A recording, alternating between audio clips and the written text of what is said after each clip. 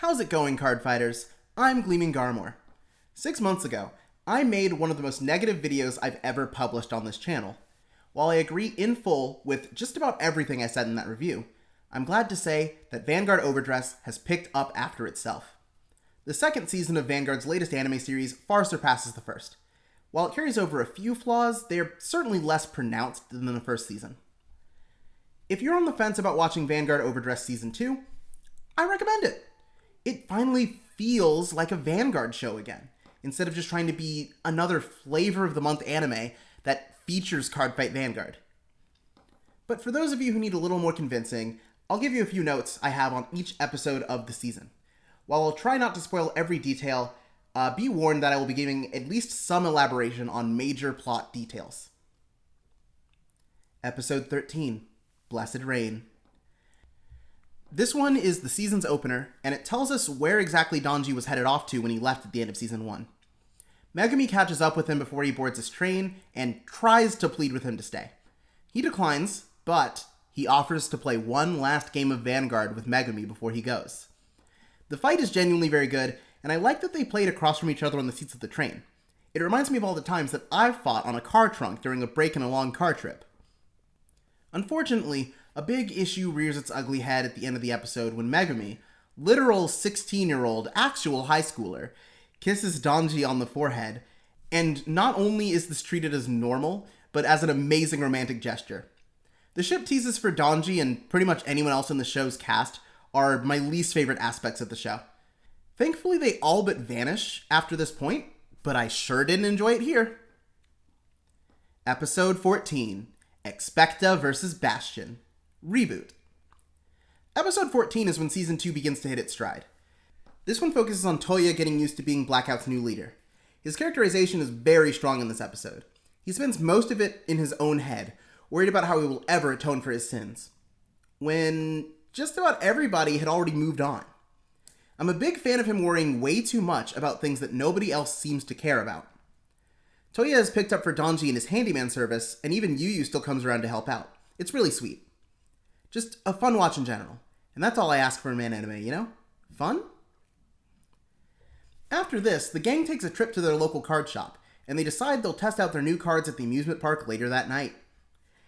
Toya and Yu Yu have some good banter, Tamari's commentary is, as usual, good for a cop, and Bad Yu Yu Tips gets a new Twitter banner, Expecta debuts as a PNG, what more is there to ask for? They even use the distracted no-guard trope I love so much. The actual fight is very well played, even if the deck choices of some of these characters are insane. Also, let me mention here that they now upload complete, uninterrupted reenactments of every fight the day after the episode releases on the Vanguard Japanese YouTube channel. So the play-by-play of every fight is thought out, easy to view, and often incredibly entertaining on its own. Episode 15, Maiden Mannerism, Reconciliation. This is the one and only episode to do gender this season, to do any gender at all. And it's literally Yu Yu and Toya wear dresses to infiltrate women's spaces, which is very unfortunate. I genuinely think this is one of the worst episodes of the season because of that, but it's also not that bad. Megumi drops one of her copies of Magnolia. Yu Yu and Toya decide to deliver it to her, and after a lot of shenanigans, Yu Yu's sisters dress Toya and Yu Yu up so that they can pretend to be applying to Megumi's all-girls school.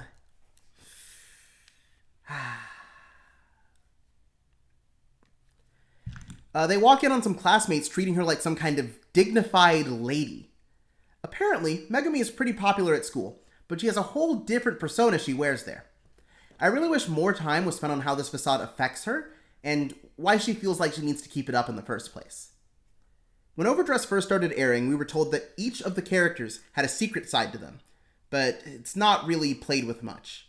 Both Megumi and Yu Yu's secret sides are utilized in about 1.5 episodes each. There isn't a fight in this one, but there didn't really need to be. Episode 16, Nordlinger, Infiltration. Now that we've had a chance to catch up with Team Blackout, it's time to get into the meat of Season 2's plot. Donji makes it to Team Daybreak's headquarters and asks to speak with Mirai. Instead, a hot, if not incredibly problematic woman decides to haze him. Her name is Haruka, which I'm only stating in this script so I can remember it later. I genuinely did not remember her name when I was watching the show. She plays Gravidia, and that's cool and all, but this episode's fight became an example of my two major critiques of fight animation in this show. First, the fight budget would almost always be spent on Donji, Yuyu, and Toya. They were the only characters whose units would be animated outside of just standing there. God forbid you're a woman and you want animation. Episode 16 in particular manages to both give Bruce a beautiful scene where he flies into space and never depict Gravidia Nordlinger as anything other than a static image. Watch it again. She never moves. And my second point is that rearguards that aren't named Virina appear incredibly sparsely. Despite the fact that Diabolus Return to Derek is the key card that wins Donji this battle, he makes no appearance in the climax of the episode. Even with these flaws though, the fights are rather snappy and entertaining. Overall, this episode is nice, and Haruka prods at Donji for being the type to run away when he encounters an issue, which is one of my key problems with Donji in Season 1. He leaves whenever things get hairy, and he never explains to anybody why for any reason. While it's incredibly frustrating that they avoided even acknowledging this was a character flaw in Season 1, I'm glad it eventually came full circle. Episode 17, Sealed Blaze Maiden, Face Off. Donji's finally managed to become a part of Daybreak. Haruka appoints him as Mirai's bodyguard. But if Donji dares to reveal why he's here to see Mirai, he will be disposed of. Haruka does all kinds of crazy stuff during this arc. She makes him go pretty much everywhere with a wire on him so she can hear at all times. It's genuinely super creepy, and I'm upset we don't get to see how Mirai would react if she found out about it. Most of this episode is just a fun time about town for Mirai and psychological torture for Donji, culminating in an excellent fight that is the first time a female character's boss unit is represented beyond static imagery and particle effects. Baba Sagra's animation was great this episode, by the way. Episode 18, Greedon, Gluttony. This one's a weird episode. It fills the gap of where exactly Team Blackout is during all this. You see, Mirai put a video on YouTube promoting Daybreak, which prompted Toya, Yuyu, and Megumi to tear their way across Japan, taking out Daybreak members along the way. However, they forgot to pack enough money or food. Conveniently, they run into both Shinobu, that kid who was name-dropped in an episode summary before ever being introduced in the show, and Zaxa, who has been mysteriously absent for most of the show's run. They do one of those food challenges at a ramen joint and end up working together surprisingly well. And then, after they've had their fill, Megumi challenges Shinobu to a fight. I really like that Daybreak is filled with absolutely unhinged characters, but that they only behave these ways during a card fight. It prevents them from becoming too grating too fast. Episode 19, Dark Trickstar, Encounter.